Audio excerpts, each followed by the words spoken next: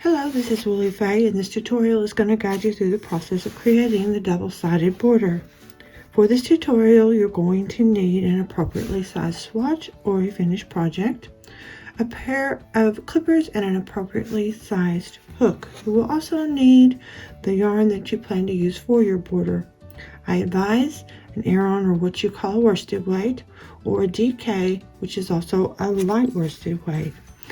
But you can use whatever you have at your disposal to test this. You can also just watch along. It's a pretty simple process. To get started, you're going to want to clip your ends 1/2 to 1 inch long. Now, if your ends are not secure, you might want to double knot them, 2 together at a time. But you should have, if you've done mosaic overlay, you should have them knotted and secured already. But that is an extra precaution you might want to do before you proceed with this tutorial if you're working on a finished project. To get started, what you want to do is you want to work your stitches, and I'll show you how we do that in just a moment, but you will need to move back by 1 stitch. I do this with all borders that I put on anything at all. It is not a good idea when you're working in the sides to work on the edge because it can cause them to pull. It can be unsightly, but with mosaic it's especially better to move in by 1 stitch because that way you don't risk causing these to loosen up and putting too much stress on these fringe, because they do get added on at one side and tied off on the other. So you want to move back by 1 stitch. So this would be right here, our first stitch right here, and that's at the top. Now that's where we would normally work in with our mosaic overlay, but instead we're going to come back 1 stitch down and 1 stitch over. So instead of working into this edge or working into this edge, we're going to start right here. You're going to insert your hook right through from the top to the bottom, okay, like this. So here's underneath and here's on top, and your hook should be pointing down. And then you're going to create a slip knot in the yarn that you want to use for your border. Now you can see my slip knot is pretty small. You want it to fit nicely onto your hook, not be too loose or too sloppy, but you also want to be sure that there's a little bit of room there to work with. Not too much though, okay? Because remember, you're going to be pulling that through to start your first slip stitch.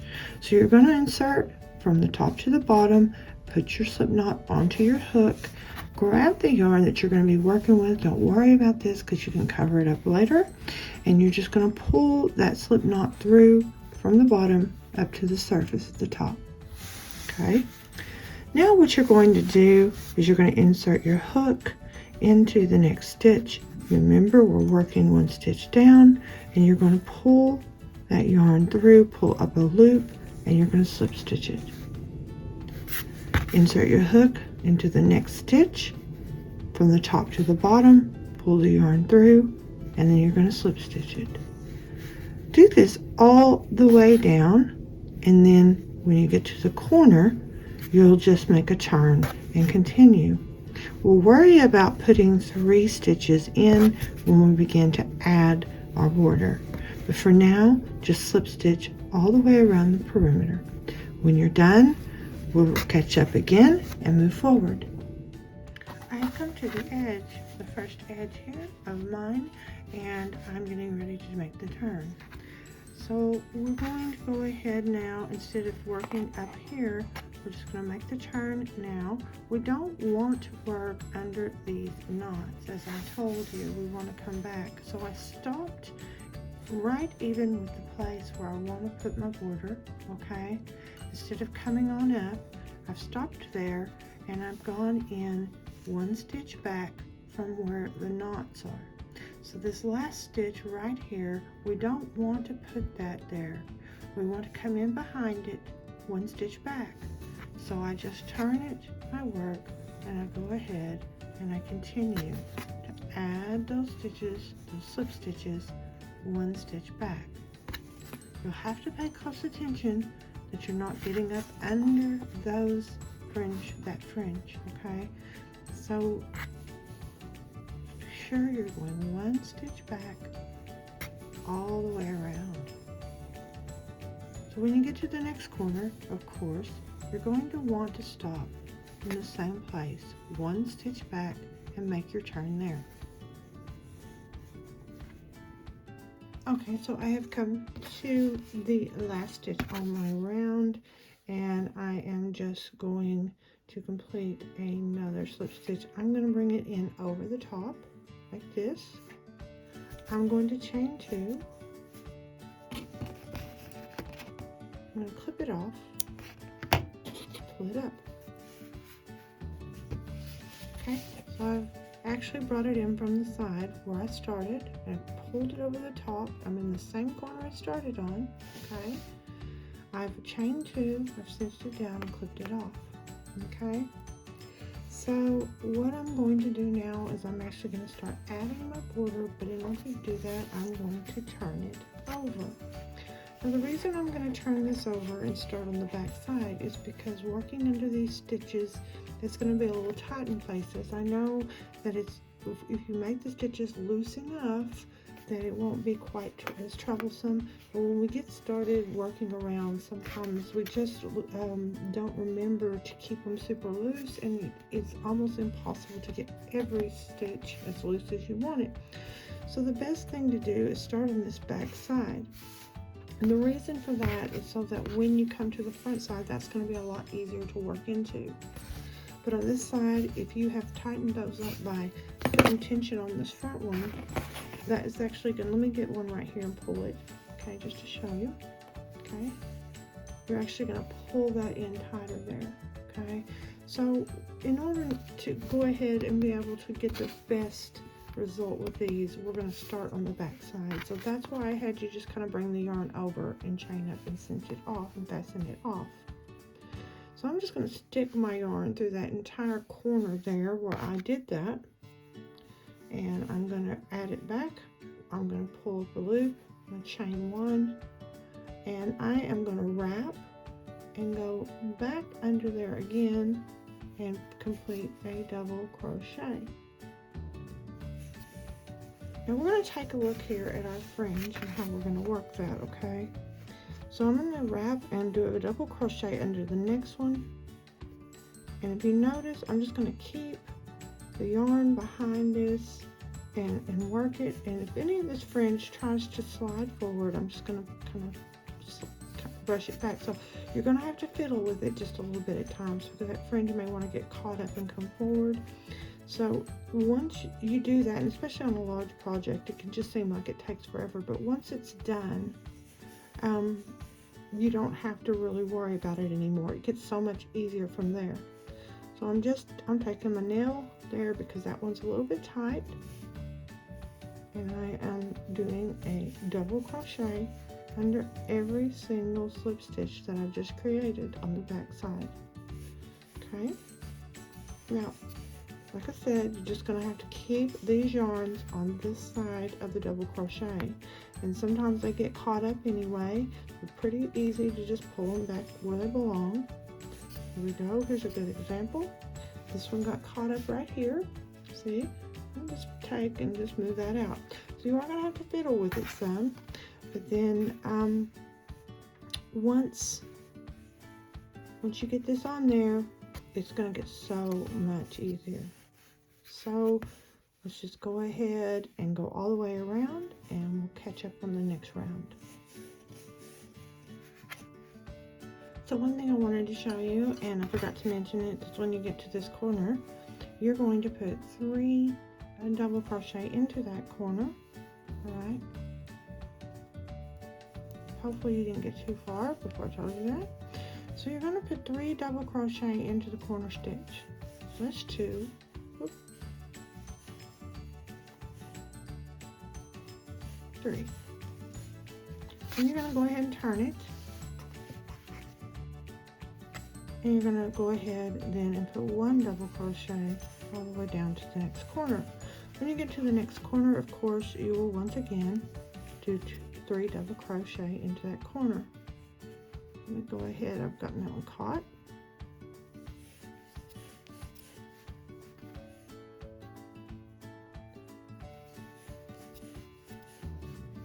And of course, when you come to the end, you'll put 3 double crochet into the corner at your starting foot as well. So go ahead and do that. Okay, so I have now come all the way around, and I have 1 stitch left, and that's going to be my corner stitch. On my corner stitch, I'm just going to put 3 double crochet stitches in there because it is a corner stitch. It's going to be the last one on the round. Now normally what I would do is I would continue around doing double crochets across here. With mosaic, you're almost always going to want 2 rounds at least of the double crochet stitches. So you're going to be building it up, of course. Normally you'd be coming up under both loops like this. Okay, and you'd be completing a double crochet and just going all the way back around. So it'll be twice as high as it is now. But we're just going to finish this one off right now because we don't need to just keep repeating the same thing over and over. Basically, you just need to see how it works. So just keep in mind that if you're making a border for your mosaic overlay to cover up your fringe, you're going to want it to be 2 high, 2 rounds of the double crochet stitches. But with that said, let's just go ahead and finish that off by going into that first stitch and doing a slip stitch into it to join it all together. And then we're going to chain 2. We're going to clip that yarn and cinch it down. Alright, now once you've done that, you have it at least 2 high, you're going to turn it over, and you've got this side to do. This side's going to be just a little bit easier because you're not going to have on this side, had you not done this side first, these would have been pulled really tight. It would have been a lot harder to do. As you can see, that just looks really nice, doesn't it? It lays quite nice. That's what that slip stitch all the way around did. It gave us a nice even border, and we're not at risk of pulling on these. These are going to be safe from any stress that you might have caused otherwise. So I'm going to just do 1 row of this again just to show you, and then I'm going to show you how it is joined. So we're going to go into this stitch. Normally, remember when we came back to the last stitch again, we put 3 in it. So we won't be going all the way around on that this time, just because you have the idea of how that works. But as you can see, on this one, I want to go ahead and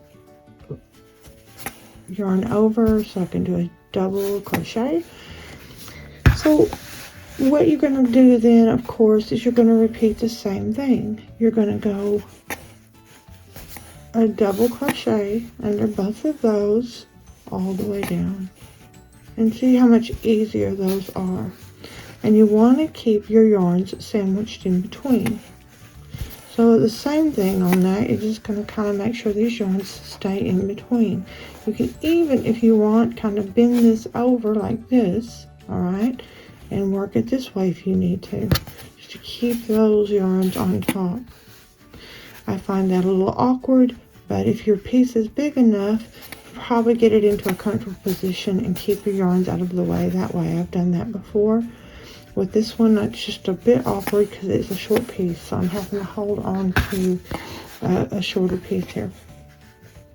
So just go ahead and pull those through and keep those yarns behind it.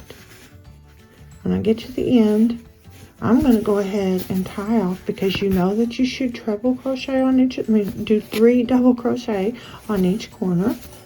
You know that they need to be 2 high. And you know that your first round of double crochet is going to go up under these stitches. So you're just going to repeat what you did on the other side on this side as well.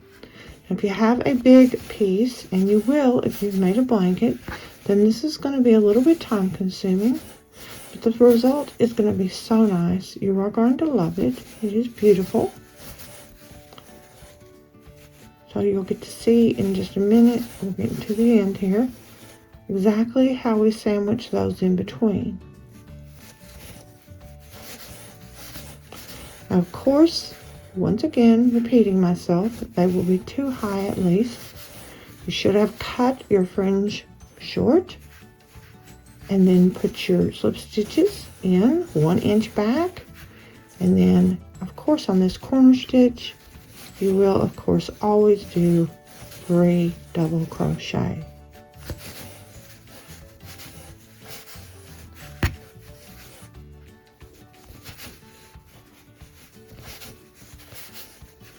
Okay, so I'll do one more over here just to be sure and get it nice and rounded off. And of course, when you turn the corner, you're just going to do one. But I'm going to go ahead now and just tie that off. So I chained it to, I'm going to clip it. I'm going to pull it like this. And go cinch it down like that. So what happens when you've gone all the way around and you've built it up too high is then you come in and you pull these together. Now, this fringe here is just a little bit tall, and I hate to cut it any shorter. I'm going to start cutting things off. This is why you need it to be at least 2 high, even 3 if necessary. But what will happen is you are going to actually cover this up and sandwich those in between the 2 borders. Now, if I had taken more time to guide you through it, it just would have been repetitive. There's no reason to do that, but you can see if it were taller, that's going to cover that real nice. So what's going to happen then is you're going to come in here. You're going to go into on your corner where you've done 3 double crochet into 1 stitch. You're going to go into that center one, okay?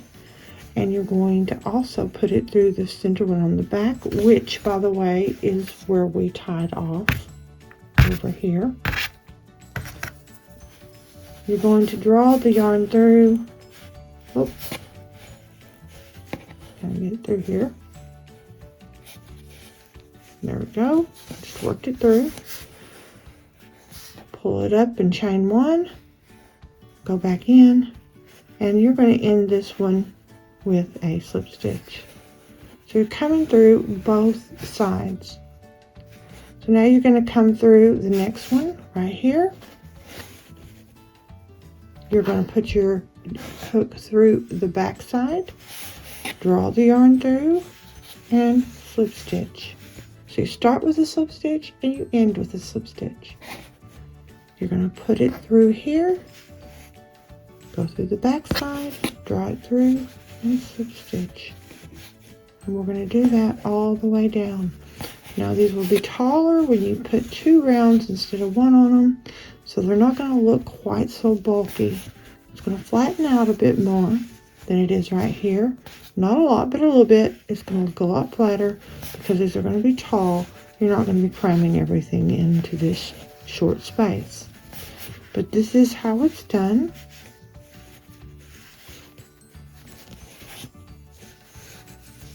And notice they are sticking up a little here. Normally you just kind of smooth them down because you would have a taller border to work with than you do here.